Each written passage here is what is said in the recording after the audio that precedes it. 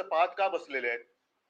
माझी पंतप्रधान नरेंद्र मोदीजींना विनंती आहे तमाम हिंदूंतर्फे, की जसं आपण एका फोनवरती युक्रेनचं युद्ध थांबवलं होतं, तसंच बांगलादेशमध्ये जे काही हिंदूंवरती अत्याचार होत आहेत, त्याबद्दल आपण काहीतरी भूमिका घ्यायला पाहिजे, पावलं उचलायला पाहिजेत.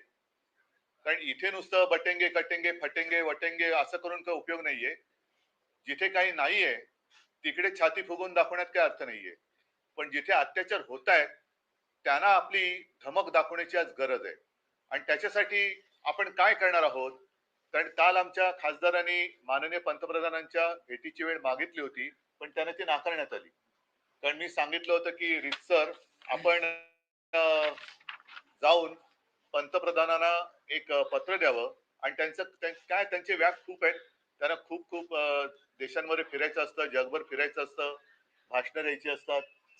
तर कदाचित त्यांच्या नजरेत बांगलादेशामध्ये होणारे हिंदूंवरचे अत्याचार लक्षात आले नसतील, जसं मणिपूरचे आलेले नाहीत.